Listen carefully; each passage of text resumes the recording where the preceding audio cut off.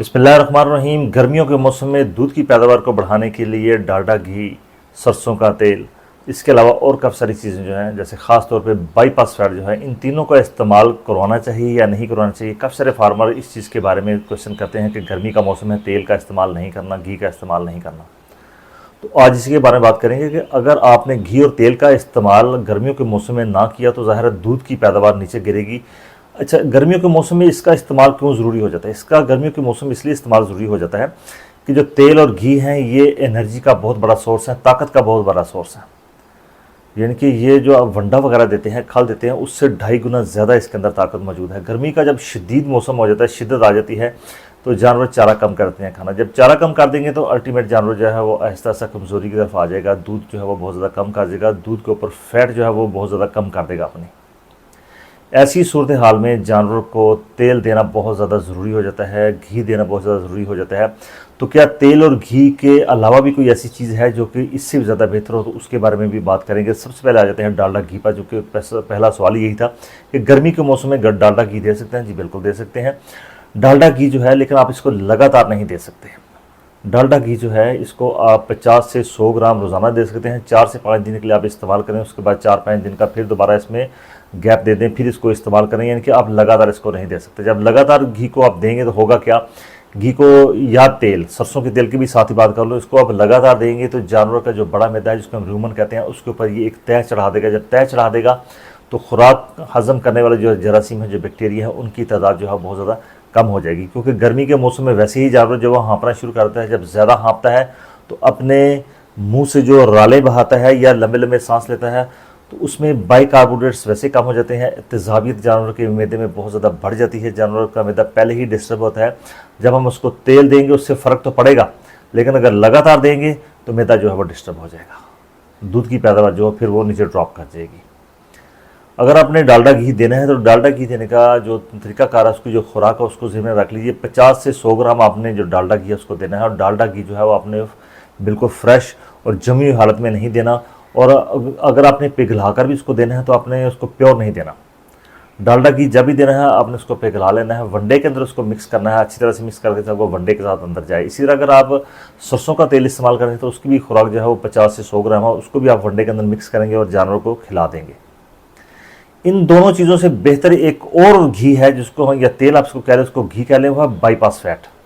क्योंकि तेल और घी जो तीनों चीज़ें हैं, ये इसको फैट कहा जाता है कि ये चर्बी है। ये तो चर्बी आपने वो देनी है जो कि ह्यूमन प्रोटेक्टेड हो, यानी कि उसका जो बड़ा मैदा है उसमें वो जाके नुकसान ना करे, बल्कि सीधी की सीधी जाके वो अंतड़ियों में जाके खून में शामिल हो जाए और जानवरों को एनर्जी दे। क्योंकि मैं आपको पहले बता चुका हूँ कि जो तेल है जिसको फैट कहते हैं, चाहे वो डालडा घी है, देसी घी है या ऑयल है, ये सारे के सारे अपने अंदर जो है गर्म तासीर रखते हैं। गर्म तासीर का मतलब ये नहीं कि पहले बहुत ज़्यादा गर्मी है तो जानवरों को ये गर्म देंगे तो और ज़्यादा वो गर्मी की शिद्दत को हाँपेगा, नहीं।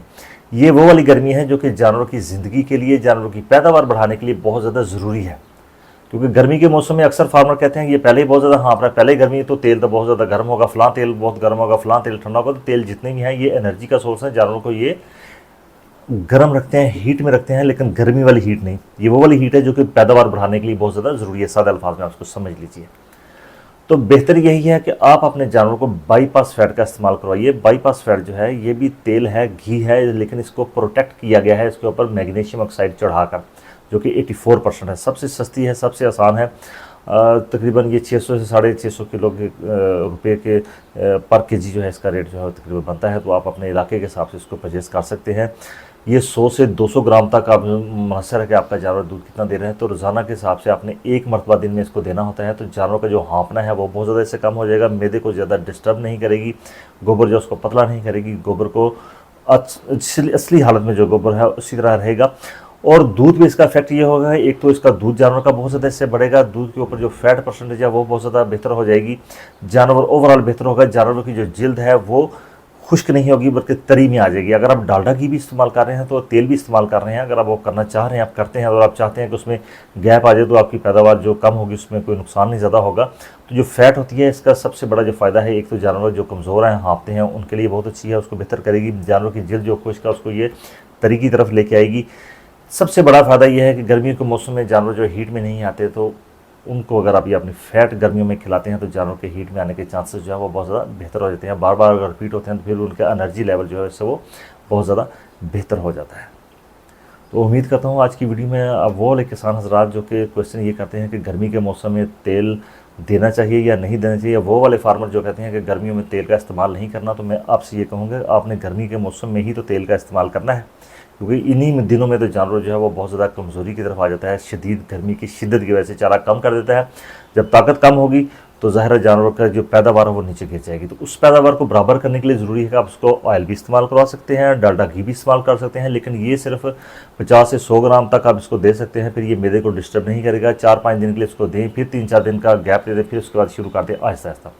लेकिन अगर आप चाहते हैं कि आप लगातार देना चाहते हैं कि जानवर खुश खुरम रहे, सेहतमंद रहे, जिद्द उसकी अच्छी रहे, बर वक्त वो हीट पर आए और ठहरे भी सही, तो फिर आपने बाईपास फैट का इस्तेमाल करना है। बाईपास फैट जो है वो 2 तरीके से मार्केट में अवेलेबल है, 84% है, 84% और 99%। अगर जानवर ज़्यादा दूधेला 15 लीटर से ऊपर जा रहा है तो फिर उसको 99% इस्तेमाल कीजिए। अगर उससे नीचे है तो फिर 84% जो है वो इस्तेमाल कीजिए। इसका भी जो रेट है वो तेल घी के बराबर ही है 84% का। तो उम्मीद है आज की वीडियो आपने सीख भी ली होगा, आपने समझ भी लिया होगा कि तेल घी और बाईपास फैट का जो इस्तेमाल है वो गर्मी के मौसम में बहुत ज़्यादा ज़रूरी है।